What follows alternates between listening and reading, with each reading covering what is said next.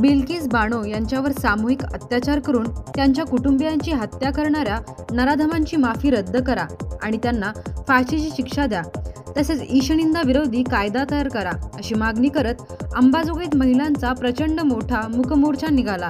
मुस्लिम महिला आणि मुलींच्या पुढाकारातून अंबाजोगाईच्या इतिहासात प्रथमच महिलांचा एवढा मोठा मोर्चा निघाला।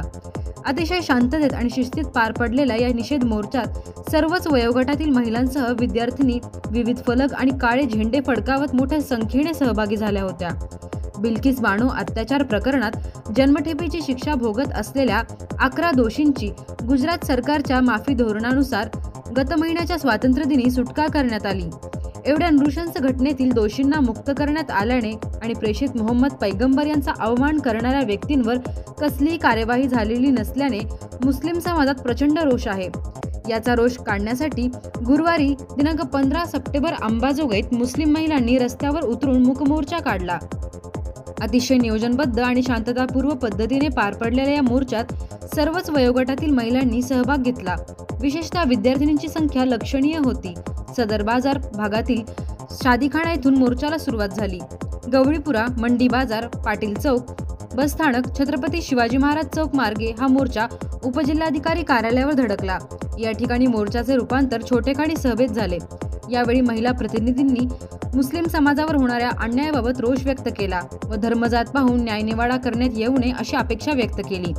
मोर्चाचा आवाका लक्षात घेता पोलीस प्रशासनाने जय्यत तयारी केली होती। अंबाजोगाई शहरचे पोलीस निरीक्षक बाळासाहेब पवार यांच्यासह सर्वच पोलीस अधिकारी, कर्मचारी, SRPFचे जवान पूर्णवेळ मोर्चासोबत होते। अप्पर अधीक्षक कविता नेरळकर यांची परिस्थितीवर लक्ष ठेवून होत्या। कुठल्याही अनुचित घटनेशिवाय मोर्चा शांततेत पार पडला। अंबाजोगाई दर्शन बातम्यांसाठी सतीश मोरे, अंबाजोगाई। सबको अस्सलाम वालेकुम। आज मैं रजा अहमद पप्पू वाली। आज हम बिल्किस बानो के लिए पूरे बीड जिले में और अंबाजोगाई शहर में मोर्चा निकाला गया है और आज मोर्चे में तमाम शरीक हुए मेहमान और हम फरिश्ते लोग और कितने कुर्बानी देती हुए मेरी माँ और बहनें, चाहे पैगंबर हो, चाहे गुरु नानक हो, या चाहे राम हो, या चाहे यीशु हो, हर मजहब की किताब को देखकर हर मजहब की किताब को उठाकर देखो और हर मजहब की हर रहनुमा एक माँ की कोख से पैदा हुआ है। औरत कभी माँ बनकर, कभी बहन बनकर, तो कभी बीवी बनकर, तो कभी बेटी बनकर हमेशा मर्द की रहनुमाई करती रही नजर आ रही है। औरत की कुर्बानी छोटी नहीं है। औरत कभी माँ बनकर अपने बच्चे को खून से सिजाती है, तो कभी बेटी बनकर आंगन में महकती है, तो कभी बीवी बनकर हमेशा बुरे वक्त में काम आती है, तो कभी बहन बनकर भाई का हौसला बनाती है। मगर आज औरत की कुर्बानी की धज्जियां उड़ती हुई नजर आ रही है। आज हम देख रहे हैं कि आज हम देखते हैं कि औरत की इज्जत नीलाम होती नजर आ रही है। कमाल की बात यह है कि आजाद भारत में लोकतंत्र देश में ये हो रहा है। मैं बड़ी ही जिम्मेदारी के साथ ये कह सकती हूँ कि बिल्किस बानो के साथ जो हुआ है न सिर्फ भारत के लोकतंत्र में बल्कि इंसानियत के दामन में काला दाग है। आज बिल्किस बानो के साथ जो कुछ हुआ है उसे सिर्फ बिल्किस बानो को नहीं बल्कि हर उस माँ की जिसके पास बेटी है, हर उस भाई की जिसके पास बहन है, हर उस मर्द की जिसके पास बीबी है और हर उस इंसान की जिसके पास माँ है। आज मैं गर्भवती महिला के साथ बलात्कार करने वाले खुलेआम घूम रहे हैं और घूम रहे हैं। मैं याद रखना मेरे अजीज हिंदुस्तान की कोई भी बेटी आज सुरक्षित नहीं है। जिन लोगों ने भी बिल्किस बानो के बलात्कारियों को सजा माफ कर दी है, मैं उनसे पूछना चाहती हूँ कि आज भी अगर बिल्किस बानो को तुम्हारी बहू बेटियां होती कि तुम आज भी कलम उठाते और ये कर लो मैडम। उठाते उस दरिया में सजा माफ करने के लिए क्या आप अपने बहन बेटियों से नजर मिला पा रहे हैं? मैं इतना ही कह सकती हूँ कि तुम्हारी माँ के कोख जब सवाल करेंगी, तुम्हारी बहन की राखी जब सवाल करेंगी और तुम्हारी बीबी की चुंदड़ी जब सवाल करेंगी और बेटियों की कन्यादान जब सवाल करेंगे, मैं पूछती हूँ उनसे तो क्या जवाब दोगे आप? जिनकी सीबीआई ने जांच की थी, जिन्हें लोअर कोर्ट, हाई कोर्ट और सुप्रीम कोर्ट ने वो गुनहगार है ऐसा सिद्ध भी किया था, मगर इन लोगों को रिहा कर दिया। बिल्किस बानो की अभी मैम ने केस बताई है आपको कि उनका रेप हुआ था, उनके घर के 7 लोगों की हत्या भी कर दी गई थी।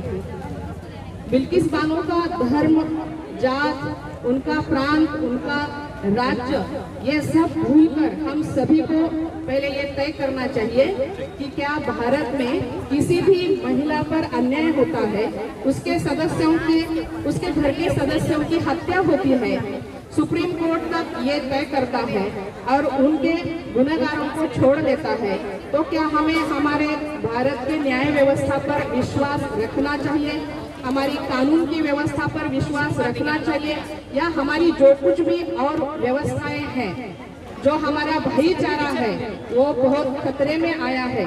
मुझे लगता है कि कोई भी धर्म खतरे में नहीं है, सिर्फ इंसानियत या मानवतावाद ही खतरे में है। हम सबको जब भी किसी महिला पर अत्याचार होता है, वो चाहे किसी भी जात, धर्म या उम्र की हो, काली हो या गोरी हो, हम सबको एक होना चाहिए। इस केस में तो ऐसा लगता है कि अगर सीबीआई कहती है इन्होंने गुनाह किया है, वैसे पूरा प्रकरण जब आप देखेंगे तो आपको पता चलता है कि क्या क्या नहीं हुआ है। ये केस क्या बोलते हैं, हे प्रकरण खोटं आहे यासाठी तिथल्या सगळ्या व्यवस्था काम करत होत्या। वहाँ जो लोग मौजूद थे, डॉक्टर थे, पुलिस भाई थे और जो कुछ भी थे, उन्होंने सबने वो जो पुरावा होता है उसके साथ छेड़छाड़ की। फिर भी हमारी कुछ तो कानून, न्याय, पुलिस, सीबीआई, ये जो व्यवस्थाएं हैं जिनमें अभी भी कुछ लोग अच्छे से काम करते हैं, उनकी वजह से बिल्किस बानो का कहना न्यायालय में सच हुआ था। उनके एडवोकेट को एक पूरा विश्वास हो गया था कि आरोपी को सजा मिलेगी, मगर ऐसा नहीं हुआ। देखो, हमारी जो संविधान की कुछ तरतूदें हैं, उनमें अगर किसी गुनहगार को माफ करना होता है तो उसका अच्छा चरित्र और बाकी का भी बैकग्राउंड देखा जाता है, मगर जिन लोगों को अब रिहा कर दिया गया है उन लोगों का क्या बैकग्राउंड देखा गया मालूम नहीं। और ये सुप्रीम कोर्ट के निकाल के बावजूद भी किसी शासन या सरकार को इतने लोगों को इस तरह से रिहा करने का अधिकार अगर मिलता है तो इससे क्या क्या होता है। अगर कोई माँ जिसको पहले एक बच्ची है और उसे पता चलता है कि अगर उसको दूसरी बार भी बच्ची होने वाली है तो बच्चों को जन्म देना नहीं चाहती। जो लड़कियां स्कूल कॉलेज में पढ़ती हैं उनका स्कूल कॉलेज भी बंद हो जाता है। जो महिलाएं सार्वजनिक स्तर पर नौकरी करती हैं या और किसी काम से बाहर निकलती है तो उनके संचार पर या उनके रहन सहन पर, उनके स्वतंत्रता पर भी पाबंदी आती है। और अगर किसी महिला को फिर से इसी तरह के अन्याय या बलात्कार के सामने जाना पड़ता है, उस पर कोई रेप होता है तो वो अपना मुंह बंद कर देती है। वो ना पुलिस के पास जाएगी, ना घर वालों को बताएगी, ना न्यायालय में जाएगी। वैसे ही हम सब न्याय नहीं पा सकते। आज मौजूद है और न्यूज रिपोर्टर्स से यह उम्मीद की जाती है कि ये तो ऐसा होता है कि हमारे मुआशरे का, हमारी सोसाइटी का आईना होते हैं। तो आईने में आईना ऐसा होना चाहिए कि जिसमें जो शख्स जैसा हो उसको वैसा दिखाया जाए। काले को गोरे, गोरे को काला। हम ये उम्मीद करते हैं कि जो बात हुई है बेहुरमती किसी भी लड़की जो बिल्किस बानो हो या फिर प्रियंका रेड्डी हो या कोई भी हो, तो उनके मुजरिमों को सख्त से सख्त सजा, यानी कि सिर्फ सजाए मौत ही होती है। किस्मत रेजी की सजा सिवाय मौत के दूसरी कुछ हो ही नहीं सकती और उसका कोई तस्वुर भी नहीं किया जा सकता। किसी की आज ये बात ठीक है, ये बात तो हो गई है और हम अभी अपील करते हैं कि हुकूमत ये करे, हमको भी अपने हक, अपना जिम्मेदारी का एहसास होना चाहिए। आज हम लोग इस प्रोग्राम में शामिल हुए, इस रैली में हम सब ने दामे दरमे खड़मे हिस्सा लिया है, तो इस बात का सबूत दिया है कि हमने इंसानियत जिंदा है। और हमारी इस रैली को कामयाब बनाने की जिसकी जिम्मेदारी है, जिसके सर आज के इस रैली का सहरद बनता है, वो है हमारा अम्बाजोगाई शहर का पुलिस विभाग, जिसने हर कदम पर हमारा साथ दिया है। हमारी एक अपील को उन्होंने बिल्कुल लबैक कहा, हाँ कहा, और हमारे साथ बिल्कुल कदम से कदम मिलाकर चल रहे हैं। और उन्हीं की हिम्मत पर इंशाअल्लाह ताला हम लोग आगे बढ़ेंगे और हमारे जो भी हमारे मकासद हैं और जो हमारे मेमोरेंडम में जो चीजें बातें शामिल हुई है, एक तो ये बात भी है कि इस्मत रेजी कहीं भी किसी भी तरह से गवारा नहीं की जा सकती। किसी भी मजहब में एक हिंदुस्तानी होने के नाते से हम इस बात को गवारा कर ही नहीं सकते कि हमारे मुल्क में आए दिन ये केसेस हो रहे हैं। हाँ, बस सिर्फ पिछला 2 साल कोविड का पीरियड ऐसा गुजरा कि जहाँ थोड़ा सा साइलेंट रहा है, वो भी कोविड की वजह से, लेकिन फिर भी ये वाकयात हो ही रहे हैं। तो इसमें हमें ये चलते चाहिए कि हमारी भी लड़कियों को, ठीक है दखल वालों के साथ ये नहीं होना था, ये चीजें हुई है, बस सब सारी चीजें हो रही, मगर हमारी लड़कियां, आज जो नौजवान लड़कियां हमारे इस रैली में शामिल है, इन सबको भी आत्मनिर्भर बनने की जरूरत है। और अगर कोई भी नजर आप पर उठती है तो अल्लाह ताला ने हर लड़की में ये सलाहियत दी है कि उसे फौरन महसूस हो जाता है कि कौन उसको किस निगाह से देख रहा है, तो आप वहीं पर खामोश क्यों रहती है? हमारी बहनों और बेटियों को, हमारी माओ की ये तरबियत होनी चाहिए कि भाई एहतजाज करना चाहिए या जुल्म के खिलाफ आवाज उठानी चाहिए। जुल्म सहने वाला भी बहुत बदतर है, जुल्म करने वाला तो ठीक है, जैसा भी होगा उसके संस्कार जैसे भी होंगे, लेकिन जो जुल्म सह रहा है उसकी जुल्म सहना